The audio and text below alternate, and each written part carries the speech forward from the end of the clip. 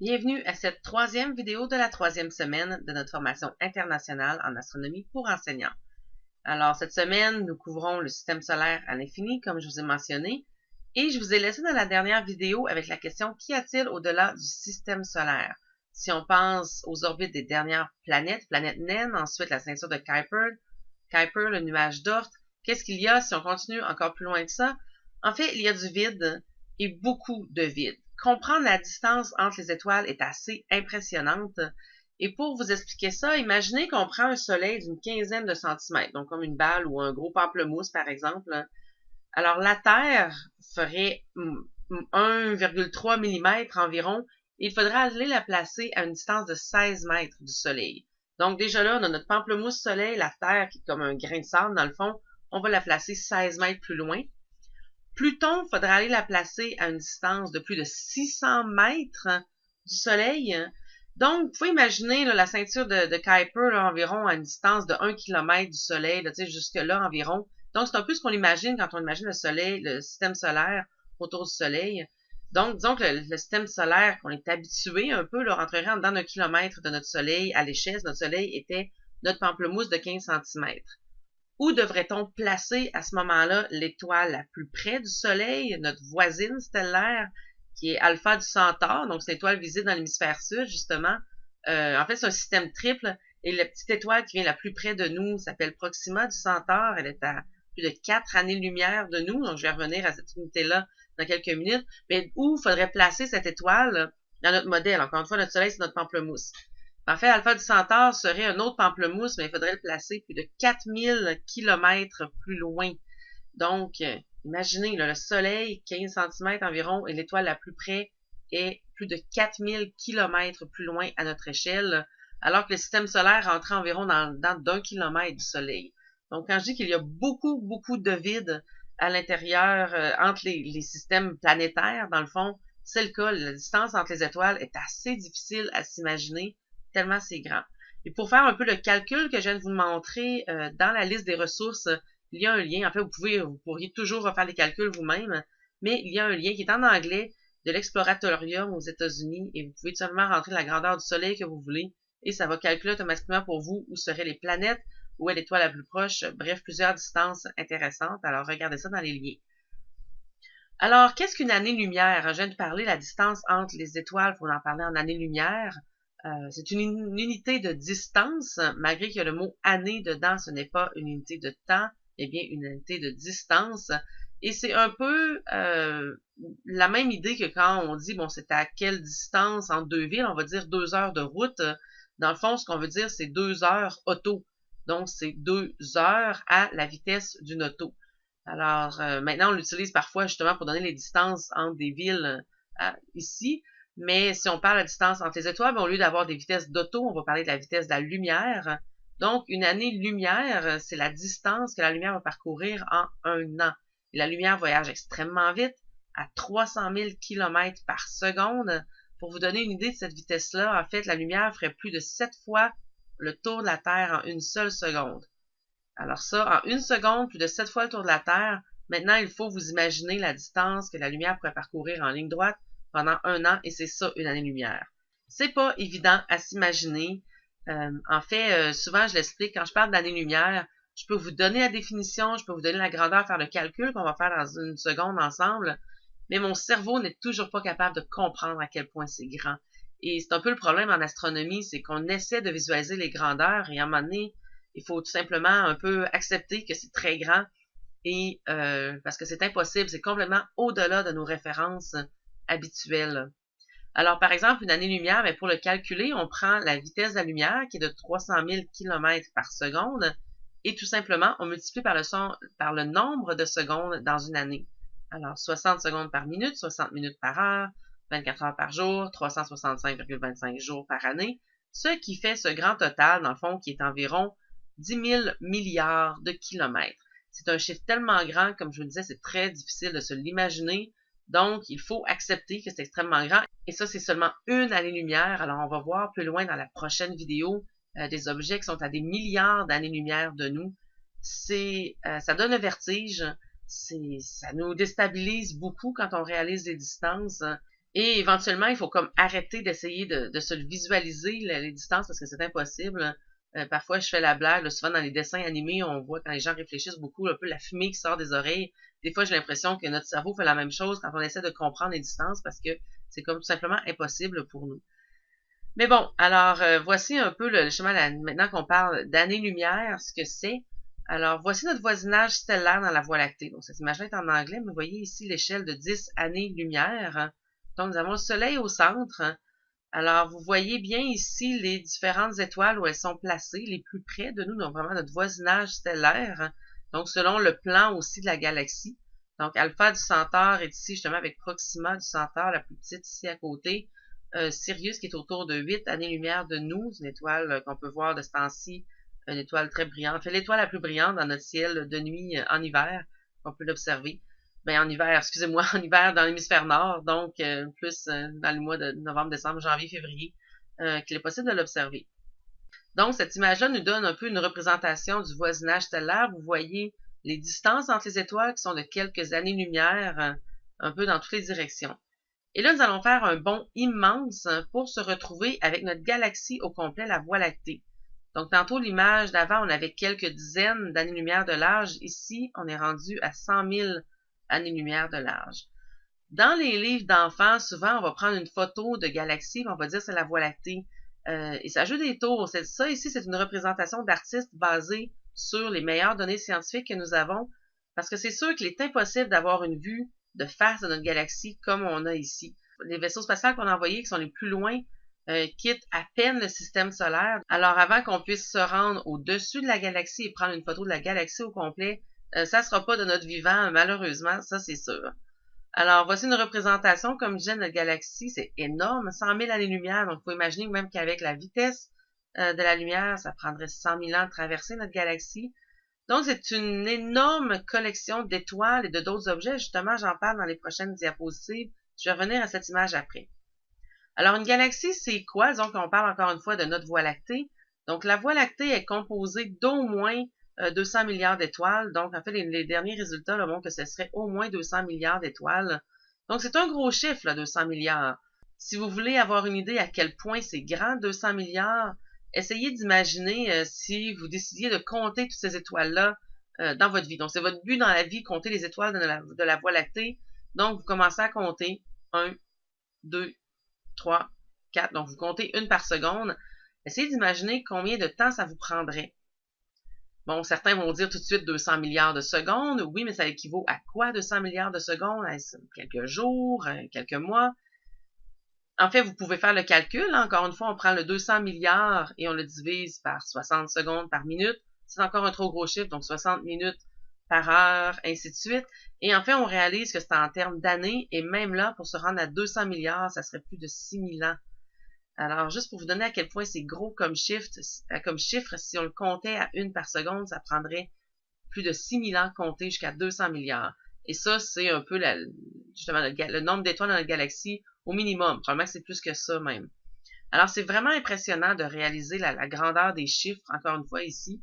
Et des étoiles, il y en a de différents types. Vous voyez ici, je vous ai parlé déjà de la couleur des étoiles. On le voit très bien dans cette image-là. Des étoiles plus froides, encore une fois très chaudes, mais plus froides, donc seulement quelques milliers de degrés sont plus rouges, alors que les étoiles, quelques dizaines de milliers de degrés, sont bleutées. Mais les étoiles, très souvent, ne viennent pas seules, et c'est ce qu'on découvre de plus en plus. La première exoplanète a été découverte en 1995. Donc, une exoplanète, c'est une planète tout simplement à l'extérieur du système solaire, donc des planètes qui sont autour d'étoiles lointaines. Et maintenant, on en dénombre plusieurs, et statistiquement, on se rend compte que la plupart des étoiles de notre galaxie ont des planètes autour. Et plusieurs étoiles ont plusieurs planètes autour d'elles, tout comme le Soleil a plusieurs planètes. Donc, ce qui veut dire qu'avec 200 milliards d'étoiles, on a au moins 200 milliards de planètes statistiquement là, dans la galaxie. Évidemment, on ne les a pas toutes confirmées, mais on peut imaginer qu'en moyenne, une étoile a au moins une planète autour. Donc, nous avons aussi des centaines de milliards de planètes dans notre galaxie. Et ça devient très intéressant. Personnellement, encore une fois, c'est un sujet qui m'intéresse beaucoup. Les possibilités de vie extraterrestre, est-ce qu'on est seul? C'est une des questions existentielles de l'humanité. Ça serait très intéressant d'obtenir la réponse positive. On ne le sait pas. En fait, je pense qu'on va continuer à chercher parce que on peut pas, on ne saura jamais si c'est non. On va toujours, le non sera toujours l'absence d'un oui dans le fond. Hein. On va continuer à chercher, mais c'est vraiment très intriguant, très fascinant parce qu'évidemment c'est très grand et il y a beaucoup d'endroits où il pourrait avoir de la vie ailleurs, seulement dans notre galaxie qu'on parle ici, qu'il y aurait des centaines de milliards de planètes. Évidemment, elles n'ont pas toutes les mêmes caractéristiques que la Terre, n'ont pas toutes la même température adéquate pour la vie telle qu'on la connaît. C'est un sujet, je pourrais faire une formation au complet juste sur ce sujet-là, je trouve ça trop fascinant. Alors, qu'est-ce qu'on retrouve aussi dans une galaxie? On retrouve des nébuleuses. Alors, je parle ici des objets, justement, quand vous apprenez le ciel, certains des objets du ciel profond qu'on rencontre, ce sont des nébuleuses. Hein. Et des nébuleuses, on avait trois beaux exemples ici, des objets très souvent très colorés. Par contre, des fois, les images sont en fausse couleur, là, ce qui permet de ressortir certains détails pour les scientifiques. Donc, ce n'est pas nécessairement pour truquer ou rendre ça plus beau. C'est vraiment, des fois, pour faire sortir différents détails. Alors, mais en général, les nébuleuses sont quand même très colorées. Beaucoup de rose et de rouge parce que l'hydrogène brille de cette couleur-là. Et il y a beaucoup de gaz, beaucoup de nuages d'hydrogène dans l'espace. Donc, ça fait des belles nébuleuses rose-rouge, justement. Alors, ce sont d'immenses nuages de gaz et de poussière. On peut en voir quelques-uns avec des petits télescopes amateurs ou des jumelles, même à l'œil nu pour certaines. Et certaines de ces nébuleuses-là sont des régions de formation d'étoiles, alors que d'autres, comme celle ici, ce sont des étoiles mortes qui éjectent leur gaz et qui, dans le fond, recréent un peu un nuage de gaz tout autour de l'étoile elle-même. Par exemple, dans ce cas-ci, elle serait ici. Alors, ce sont de très beaux objets. Et là, je vous le mentionne aussi parce que souvent, c'est le genre d'image que les gens vont voir. Qu'est-ce que ça représente? Où se situent ces objets dans l'univers? Mais quand on voit des nébuleuses comme ça, à part quelques exceptions dans les galaxies près de nous, toutes les nébuleuses font partie de notre galaxie, la Voie lactée. Donc, elles sont à moins de 100 000 années-lumière de nous. On peut voir ça comme ça. Encore en milliers, centaines ou milliers d'années-lumière de nous. On retrouve aussi des amas d'étoiles, hein, d'autres types d'objets dont je vous ai parlé, dans justement les objets du ciel profond qui sont visibles en astronomie amateur. Donc, certains amas contiennent beaucoup d'étoiles, des amas globulaires qu'on appelle et qui sont très vieux, donc des très vieilles étoiles. C'est plus dense aussi, la quantité d'étoiles. Certains amas sont des amas ouverts qui sont à l'inverse des étoiles très jeunes et qui sont encore entourés même de la nébulosité de laquelle elles sont nées. Alors, tout ça, on retrouve ces objets-là dans notre galaxie. Alors, par exemple, ici, vous pourriez voir, peut-être que vous pouvez apercevoir quelques taches roses. Hein. Alors, ce sont des nébuleuses au complet. Alors, toutes les petites taches roses que vous pouvez voir, ce seraient des nébuleuses comme les autres images que je vous ai montrées. Les amas d'étoiles à cette échelle-là ne sont pas vraiment visibles non plus. Donc, tout ça, ce sont, en fait, même ici, les étoiles, on ne peut pas les voir directement. Donc, les étoiles, les planètes, les nébuleuses, les amas d'étoiles, tout ça, il y en a énormément dans l'image que je vous montre. Encore une fois, celle-ci, c'est un dessin, mais ça représente nos connaissances scientifiques sur notre Voie lactée. Et où sommes-nous situés dans cette Voie lactée? Alors, nous sommes environ ici. Nous ne sommes pas au centre. Nous ne sommes pas non plus complètement à l'extérieur. Alors, environ 26 000, 28 000 années-lumière du centre. Et pour vous donner une perspective, environ, mais en fait, mon cercle devrait être encore plus petit que ça probablement, les étoiles visibles à l'œil nu sont situées environ dans ce petit cercle-là, même un peu plus petit. Mais bon, peu importe la grosseur là, réelle, c'est pour vous donner une idée à quel point, même dans un ciel très noir la nuit, on voit seulement une petite fraction de tout ce qu'il y a dans notre galaxie. Donc, pratiquement tout ce qu'on voit à l'œil nu se situe à l'intérieur de ce petit cercle. Je ne sais pas si vous commencez à vous sentir petit. Ça va être encore pire dans la prochaine vidéo, mais déjà là, ça nous donne un peu une perspective là, intéressante de où nous sommes situés et de la grandeur d'une galaxie. Donc, si je reviens à ce que je disais au début de cette semaine, que les gens souvent vont mélanger système solaire et galaxie, mais on réalise ici à quel point une galaxie, c'est énormément plus gros qu'un système solaire. En fait, une galaxie, c'est des centaines de milliards de systèmes solaires, dans le fond, d'étoiles avec leurs planètes autour. Alors, le système solaire serait perdu là, dans ce petit cercle-là, mais vraiment pas visible à l'échelle ici. Alors, une galaxie, dans le fond, une galaxie, si je reviens juste en arrière, une galaxie spirale, c'est très large de face. En fait, c'est un beau cercle avec des branches spirales. Et c'est très plat, par contre. Alors, notre galaxie, nous faisons partie de la galaxie de la Voie lactée, mais on peut voir d'autres exemples à l'extérieur de galaxies là, très très loin de nous. Donc certains, on en voit certaines de face, donc on voit très bien la forme de face avec les bras en spirale. Et vu de côté, c'est très mince, hein. Il y a le bulbe central ici, on voit beaucoup de poussière, hein, dans le disque aussi, donc des régions, des nébuleuses en fait, là, des régions plus de gaz et de poussière, hein. Et maintenant, on sait que c'est le même objet, ben pas exactement le même objet, le même type d'objet, vu de face et vu de côté. Et c'est ce qui se passe avec notre Voie lactée. Donc, comme nous sommes dans la Voie lactée, ça, ce sont deux galaxies lointaines, là, ce n'est pas la Voie lactée. Imaginez, vu de côté, on est environ ici. Et lorsqu'on regarde dans cette direction, il y a beaucoup plus d'étoiles et on regarde vers le centre de la galaxie. Alors, dans ce cas-ci, qu'est-ce qu'on voit dans le ciel? C'est ça ici, dans le fond, c'est pourquoi elle s'appelle la Voie lactée, parce que c'est comme une bande blanche qui traverse le ciel, comme si du lait coulait dans le ciel, donc c'est Voie lactée. Alors ici, ce serait le centre de notre galaxie. On verrait ici le disque de chaque côté. C'est un peu comme une galaxie spirale vue de côté.